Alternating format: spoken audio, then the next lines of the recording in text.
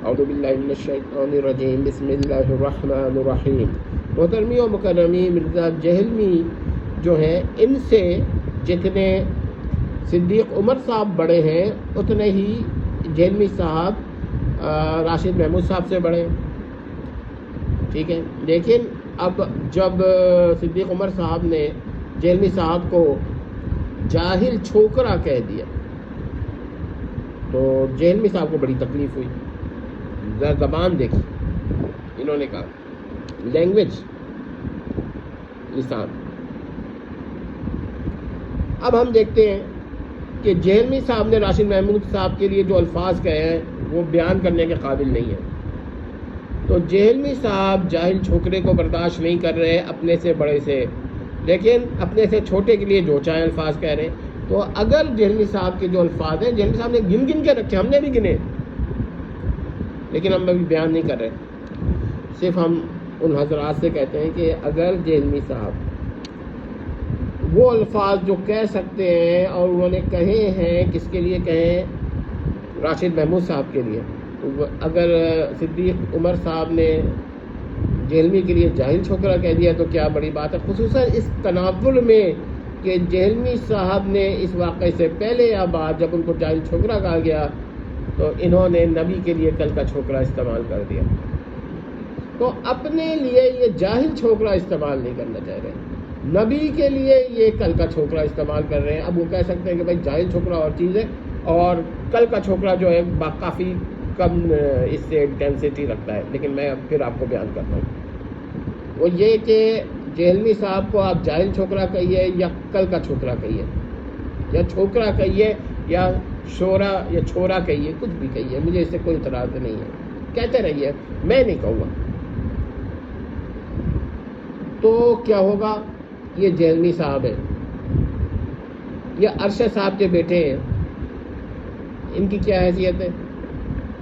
اور نبی کے لیے کل کا چھوکرا کہیے، وہ کون ہے؟ وہ رسول ہے۔ تو کہاں ارشد کا بیٹا اور کہاں اللہ کا نبی، کتنا فرق ہے۔ تو اپنے لیے یہ جاہل چھوکرا برا سمجھ رہے ہیں، نبی کے لیے کل کا چھوکرا برا نہیں سمجھ رہے۔ ان کے معتقدین، ان کا بھی یہی حال ہے کہ وہ نبی کے لیے کل کا چھوکرا کمتر سمجھ رہے ہیں۔ ٹھیک ہے، مان لیا اگر صدیق صاحب نے جہلمی صاحب کو کل کا چھوکرا کہا ہوتا تو شاید اتنی انٹینسٹی اس میں نہ ہوتی جتنا کہ جاہل چھوکرے کہنے میں ہے، مگر جب نبی کی بات آئے گی تو کل کا چھوکرا ہو یا جاہل چھوکرا ہو، یہ سب بہت سینسیٹیو بن جائیں گے۔ تو جہلمی کو کل کا چھوکرا کہیے یا جاہل چھوکرا کہیے اور نبی کے لیے کل کا چھوکرے کا لفظ استعمال کیجیے، بہت خطرناک ہو جاتا ہے۔ نبی کی بات الگ ہے، لیکن اب جہلمی صاحب کے معتقدین، ڈسائپلز پھر دفاع کریں گے، وہ یہ کہیں گے بھائی نبی کے لیے تو انہوں نے خود اپنے لیے نہیں کہا بلکہ انہوں نے کفار کی جانب منسوب کر کے کہا۔ اب بات یہ ہے کہ کفار نے وہ الفاظ کہی نہیں ہے، عربی دکھا دیجئے، سند دکھا دیجئے۔ اب یہاں سند نہیں چلے گی، یہاں ان کی ریزننگز چلیں گی فالتو قسم کی۔ تو انہوں نے ایک بات کہی نہیں اور آپ نے ان کی جانب منسوب کر کے نبی کی جانب ان کی کہلوا دیا۔ جہلمی صاحب پرانی عادت ہے، یہ تو یہود ہیں جن کے بارے میں منسوب کر دیا جہلمی نے کل کا چھوکرا کہتے تھے، نعوذ باللہ۔ جہلمی صاحب وہ شخصیت ہیں جنہوں نے خود رسول اللہ صلی اللہ علیہ وسلم کے بارے میں منسوب کر دیا کہ انہوں نے سیدہ عائشہ کو الیاذ باللہ ظالم کا۔ تو یہ ہے گندی نیت محترم کی، معاف کرے جہلمی صاحب کے معتقدین، کیا کہوں میں اس کو، جو چاہتے ہیں منسوب کر دیتے ہیں۔ زبان ہے کہ چلتی رہتی ہے، نہ نبی کا لحاظ کرتی ہے نہ حضرت عائشہ کا لحاظ کرتی ہے۔ اب یہاں پر ان کے معتقدین پھر یہ کہیں گے کہ بھائی جہلمی صاحب نے تو حضرت عائشہ کی دفاع میں بھی کہا ہے، بالکل کہا ہوگا، کچھ باتیں کہی ہوں گی۔ سوال یہ ہے کہ جہلمی صاحب میں جس تیزی کے ساتھ تغیرات ہوئے ہیں، عقائد میں تبدلات ہوئے ہیں، اس تیزی میں ہم کہتے ہیں کہ جہلمی صاحب کا پہلے لیکچر جو تھے وہ اب سب منسوخ ہیں۔ ایک دفعہ توہین ہو گئی تو ساری باتیں ختم ہو گئی۔ دوسری بات یعنی ساری تعریفات جو کی تھی۔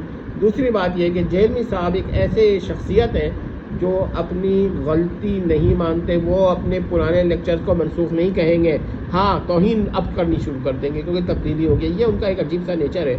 اور اس کو آپ لوگ یہ سمجھتے ہیں کہ بھائی جیلمی صاحب جو ہیں وہ پہلے تو تعریف کر چکے ہیں. اچھا یہ بھی سازش ہو سکتی ہے اور ہے کہ پہلے وہ دفاع کریں گے اور اس کے بعد پھر توہین کرنی شروع کر دیں گے. لوگ یہی سمجھیں گے یار دفاع کر چکا ہے تو یہ واقعی کوئی بات ہوگی. یہ سب جیلمی سازش کے بہت ہی خطرناک طریقے ہیں، لیکن اب پکڑ میں آ چکے ہیں. اب جیلمی صاحب ان سے فائدہ نہیں اٹھا سکتے. سمجھے بات کو؟ اب یہ ہماری سمجھ میں آ گئے کہ بہت لوگوں کی سمجھ میں آ گئے ہیں کہ جیلمی صاحب نے پہلے تعریف کر کے یہ ظاہر کیا کہ وہ اہل سنہ ہیں اور وہ صحابہ کی تعظیم کرتے ہیں، اور پھر انہوں نے توہین کرنی شروع کر دی. تو یہ ہو سکتا ہے کہ وہ پہلے جو تعریفات ہوں وہ صرف دھوکہ دینے کے لیے ہوں تاکہ لوگ ان کا متوجہ ہوں. لیکن دوسرا وجہ بھی ہے کہ ہو سکتا ہے پہلے وہ واقعی صحیح عقائد کے، اور لیکن تحریف کر دی، توہین کر دی. دیکھیے پھر کیا ہوگا، پھر وہ تبدیل ہو گیا. اب وہ کھل کر اعتراف نہ کریں کہ میں نے عقائد تبدیل کیے، توہین تو کی ہے، اس پہ توڑے میں، تو وہ تعریف جو اس کے بعد توہین کی ہے اس کو منسوخ نہیں کرتی. یہ بھی یاد رکھیے گا کہ ناسخ جو ہے نا وہ منسوخ کے بعد آتا ہے. یہ کیا کر رہے ہیں کہ یہ قبل سے کوئی ناسخ اور کرنا چاہ رہے ہیں. بہت خطرناک ہے. لیکن پھر بھی کچھ ایسے لوگ ہیں اللہ نے ان کے قلب کے اندر شاید حقیقت جو ہے حقیقت سمجھنے سے روک دیا ہے، یا اس پر مہر لگا دی ہے کہ وہ حقائق نہیں سمجھ رہے. جیلمی صاحب نے جتنی اسلام دشمنی کرنی تھی وہ اب کر چکے ہیں، اب ریپیٹیشن پہ آ رہے ہیں. والسلام.